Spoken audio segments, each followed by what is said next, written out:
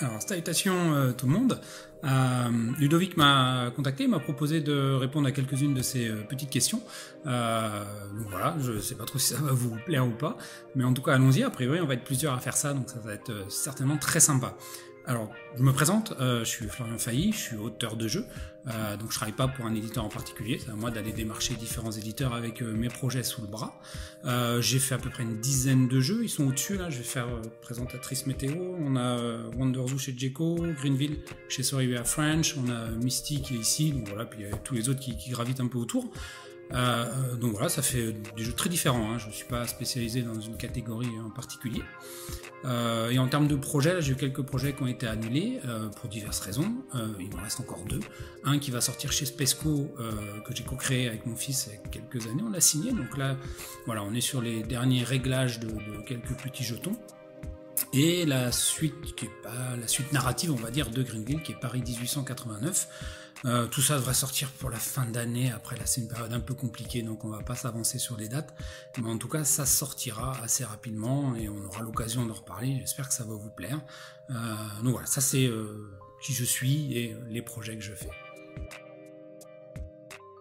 Alors où je suis chez moi, j'ai la chance d'avoir une maison, d'avoir un jardin aussi, ce qui est extrêmement agréable par ce confinement. En plus la météo elle est top, donc c'est vrai qu'en termes de lieu, j'ai tout ce qu'il faut pour pouvoir passer ce confinement de manière quand même assez sympathique et évidemment beaucoup de courage à ceux qui sont dans des appartements plus petits et qui sont vraiment confinés dans des zones très étroites. Alors moi j'ai commencé avant vous parce que je me suis explosé le bras droit en VTT, donc ça fait 5 semaines que je suis confiné, que je peux pas vraiment bouger. Alors ça, maintenant je peux me déplacer, etc. Même si en fait j'ai pas le droit. Mais avant, voilà, même marcher c'était douloureux.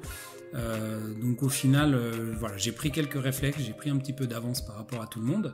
La frustration de ne pas pouvoir aller en forêt, pas pouvoir aller faire du VTT, finalement elle est compensée par le fait que de toute manière physiquement je ne peux pas. Je peux toujours pas bouger les bras comme je souhaiterais le faire. Donc au final ça compense un petit peu. Ça m'ennuie aussi par rapport à des projets que je peux pas faire, je peux pas vraiment découper, etc. Même si on va vers le mieux. Donc voilà, donc au final, mis à part les problèmes de le chirurgien est annulé, le kiné est annulé, je suis un peu tout seul avec mon bras. Au final, le confinement se passe plutôt bien, il n'y a pas trop de frustration.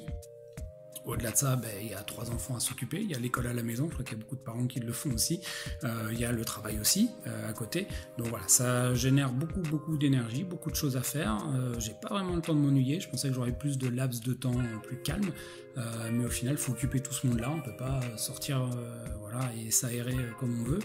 En tout cas loin à l'extérieur, donc c'est vrai que ça complique un peu les choses et ça me laisse pas tant de temps pour créer, pour me laisser du temps. Alors à quoi je joue alors je joue pas trop des jeux solo, j'ai Vendredi, puis il y a quelques jeux qui se jouent un peu en solo, mais je suis pas trop sur de longues périodes dans le jeu solo, je suis plutôt en société, donc ça c'est vrai que ça me manque un petit peu de faire les soirées jeux, les soirées proto avec les potes.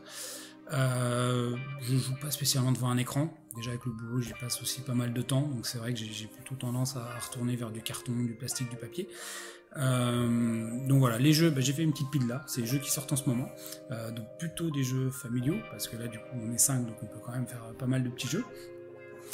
On a le petit Bandito qu'on joue, qui est dans la gamme Misty, qui joue très bien, même à partir de 5 ans. Il y a Pic Plume, qui est en termes de mémoire, qui est juste excellent. Même si moi je joue en dilettante, forcément je vais perdre. Puis ensuite on peut monter un petit peu en gamme. Il y a celui-ci qui tourne pas mal, Karuba. On a évidemment le grand classique. Je vais essayer avec le bras droit, le Gravitrax, là avec tout le monde. Faire les parcours de billes, etc. Ça c'est juste très sympa. Un jeu un peu plus ancien que moi que je ressors beaucoup, c'est K2. En plus il y a l'extension dedans, donc ça fait quand même, on va dire 3 plateaux, si on a un, c'est un peu le même. Donc 3 modes de jeu un peu différents. Ça permet quand même de varier les plaisirs, c'est assez simple à jouer, c'est assez rapide. Ensuite, avec les enfants, il y a celui-ci, le deck building Harry Potter. On est au jeu 7. Je vois que les parties elles sont un peu longues quand même, c'est un peu répétitif, mais bon, ça plaît aux gamins, donc c'est assez plaisant d'y jouer, c'est assez plaisant de faire tourner les cartes, c'est assez joli, donc voilà. Et on est un peu plus récent, il y a Bosque aussi, Il est sorti en français, je crois, chez Matago, voilà, qui est très très beau, assez calculatoire, donc faut pas non plus essayer d'optimiser au maximum, sinon on en a pour 3 heures. Mais voilà, c'est assez plaisant, moi j'aime bien cette double mécanique ici dans le jeu, je trouve que ça se marie plutôt bien.